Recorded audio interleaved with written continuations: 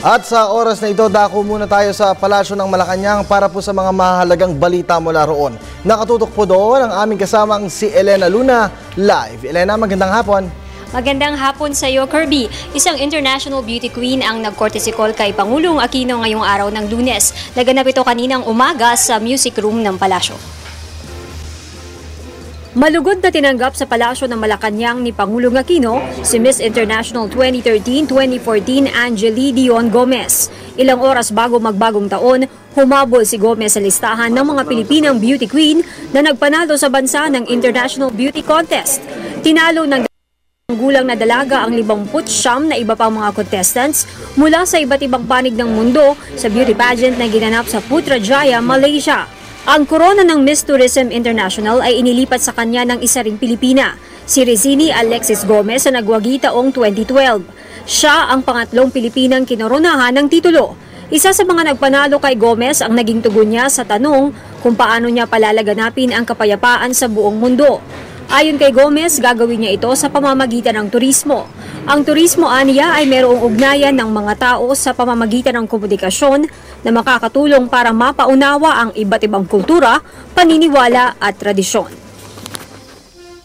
Ngayong araw din, Kirby, ay humarap sa mga miyembro ng Malacanang Press Corps si NEDA Director General Arsenio Balisacan. Sa press corps niya kanina, sinabi niya na on track ang Pilipinas sa economic target nito sa kabila ng mga tumamang kalamidad. Iniulat niya sa atin ang midterm update ng Philippine Development Plan. Sinabi rin niya kanina na ang inclusive growth ang pangunahing target ng gobyerno at kasama sa target na ito ang 17% na unemployment rate sa taong 2016 at 16 to 18% naman na poverty reduction sa taon ding 2016. Kanina din ay tumugon ang kalihim sa tanong kung kailangan ba ang charter change lalo na sa economic provision ng saligang batas para mahikayat ang mga negosyante na mag-invest dito sa Pilipinas. But I'm an evidence-based person. I want to see clear studies that sees the connection. That's my training.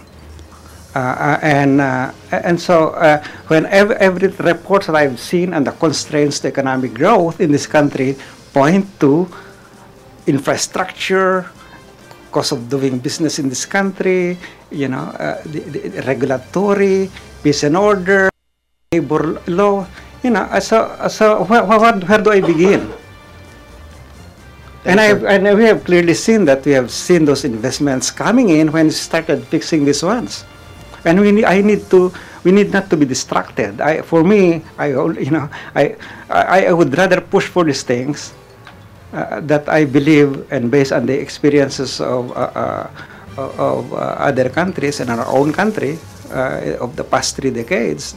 It's just, I think we're coming from a different identification of what has constraints of growth. But I've seen the data, I've seen the evidence, I've seen all the work, and I think that if I have to make a bet, if I have to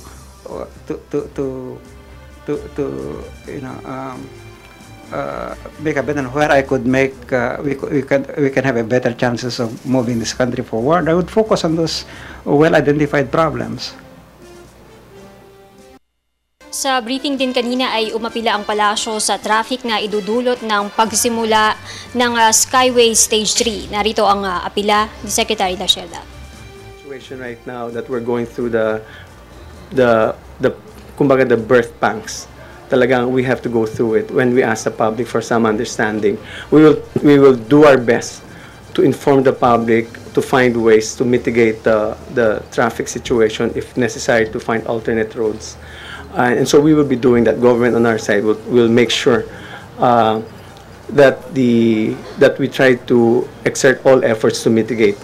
If you remember, that's also the concern of the President in every infrastructure project. Ang concern niya also is the riding public. Let's try to mitigate the situation as much as possible. But again, we would ask for understanding and support from the general public. In the end, this will benefit us in the long run. It's just that we or traversing those pathways will be bearing the traffic lang. So we ask for some understanding. At yan ang ating balita mula dito sa Malacanang. Sa tulong ng RTVM, ako si Elena Luna para sa Telebisyon ng Bayan.